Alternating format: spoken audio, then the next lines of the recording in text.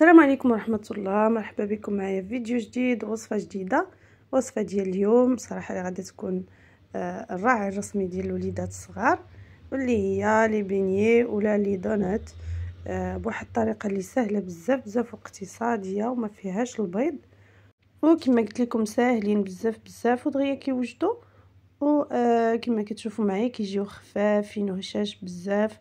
تقدروا ديروهم هكذا غير بسكر كلاصي، وتقدروا تزينوهم حتى بالشوكولا الا بغيتوا تفرحوا وليداتكم. ونخليكم مع الفيديو تعرفوا على المقادير وطريقه التحضير.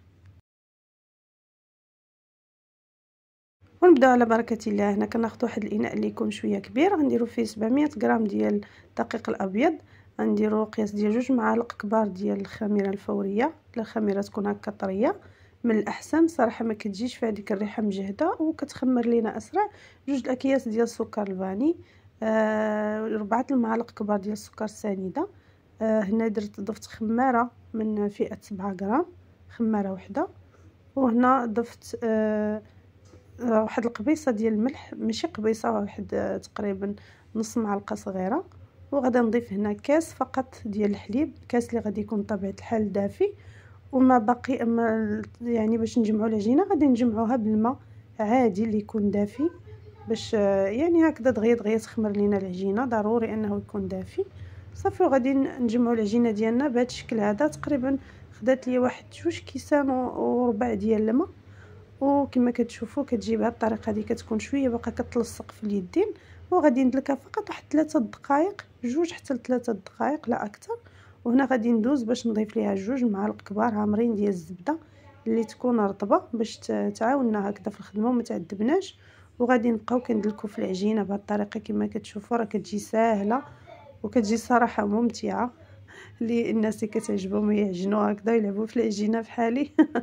غادي تعجبهم هاد المرحله هذه صافي. وهنا كما كتشوفوا بمجرد ان الزبده كتداخل ليا مع ديك العجينه اللي عندي، كنحصلوا ديك الساعه كنبداو نحسوا بالعجينه ديالنا خفيفه وكتولي رطبه صافي. كنغطي عليها وكنخليها حتى كتخمر، ما كتاخذش الوقت. كما قلت لكم الخميره الطريه كتخمر لينا بواحد الطريقه اللي كتكون اسرع. خدات لي تقريبا هنا واحد 20 دقيقه صافي. وغادي ندوز باش نديغازيها، كنخويها من داك الغاز اللي تكون ليها مع الخميره. وهنا غادي ندوز باش نشكلها.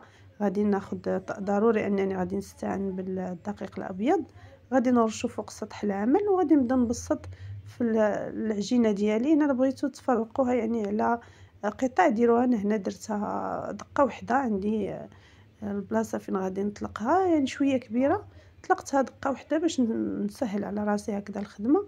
كنطلقها هكذا شويه بيديا، ومن بعد غادي نستعن بالمدلك اولا الرولو حتى نطلقها كلها يعني بالسمك اللي نتوما بغيتو.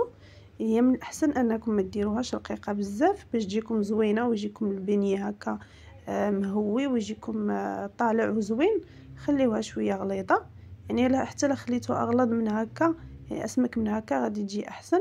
هنا صافي غادي ناخذ واحد القطاعه ولا جبانيه ولا كاس ولا اللي عندكم، المهم يكون هكذا دائري.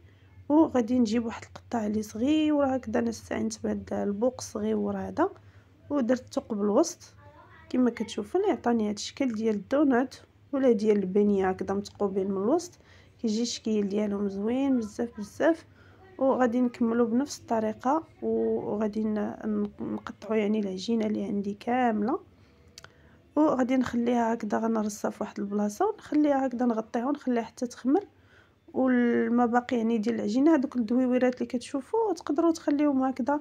انا الصراحه ما كنعاودش نعجنهم، كان نخليهم حتى كيخمروا، كنقليهم وكنديرهم في السكر السنيده مع القرفه. الصراحه كيجي المذاق ديالهم روعه صافي. والعجينه ما تبقى كما قلت لكم كتعاودوا تعجنوه وتخليوه حتى يرتاح، يعني كتعاودوا تخلطوه بغيت نقولوا تخليوه حتى يرتاح وتعاودوا حتى هما تبسطوه وتقطعوه، يعني ما كيجوش نهائيا مختلفين.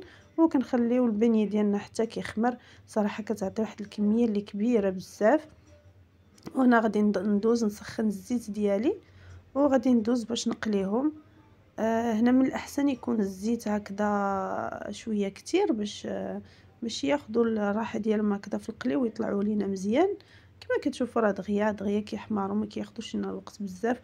وما كيشربوش الزيت نهائيا. يعني الكميه اللي درت في الاول ديال الزيت تقريبا يعني بقات هي ما غاديش نقول لكم بقات هي بطبيعه الحال ولكن تقريبا بقات هي.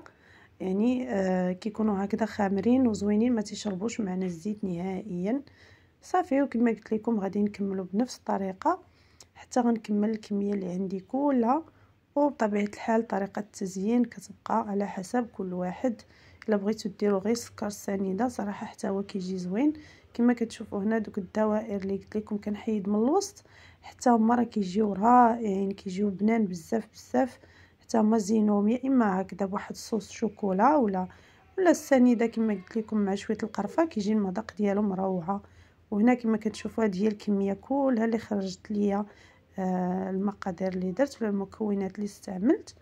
وصراحه كيجيو بنان بزاف وهشاش وخفافين، ونتمنى انكم تجربوهم ويعجبوكم. هنا انايا درت لهم غير سكر ثقيل، واحد الكميه كما كتشوفوا درت لها سكر ثقيل وصافي هكذا. كنكثروا فيها شويه السكر، كنخليوه حتى كيبرد عاد كنديروا ليه سكر ثقيل. وكما كتشوفوا الا بغيتو تزينوهم بالشوكولا كيجيو احسن واروع.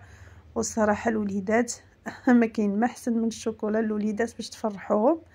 وان شاء الله يعجبكم الفيديو ديال اليوم، ان شاء الله تعجبكم الوصفه. كنتمنى انكم تجربوها وتنال الاعجاب ديالكم، ونضرب لكم موعد ان شاء الله في فيديو جديد ومع وصفه جديده، ونقول لكم السلام عليكم.